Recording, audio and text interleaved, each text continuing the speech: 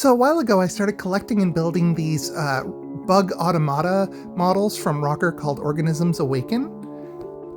They're really cool, but I thought they'd be even cooler in like a steampunky, clockpunky terrarium and functioned autonomously like they're actually alive.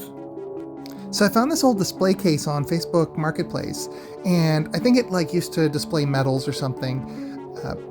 But I thought this could be a very cool terrarium with a bit of a coat of paint. So I got to work painting it in brown acrylics with a bit of a metallic sheen to it.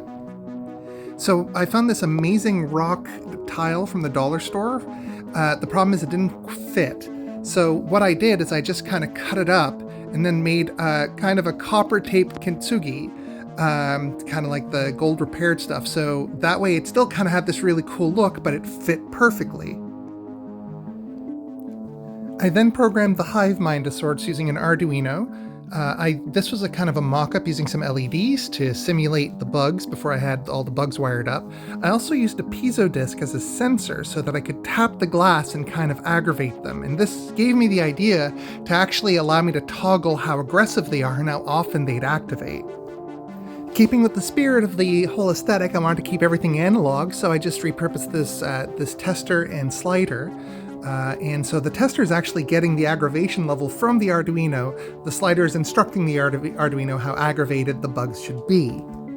Again, from the dollar store, I grabbed these moisture detectors as a good casing to put it all in. I even repurposed the copper electrode tubes to kind of give it that cool look to run the wires through, and made my own cute little gauge about it. To add a bit more atmosphere, I used this old test tube and made something that kind of looked like a science-y light bulb DNA looking thing with some LED filament in there. And now my little robot buggos have a little house to call their own. They activate randomly between a lot of them, and depending on the aggression level that's set will depend on how often and typically for how long they'll activate. This is all toggleable via that little control panel on the side. That's also where I left the on and off switch for it. And yes, they actually still respond to tapping on the glass, and that'll show on the little aggression meter.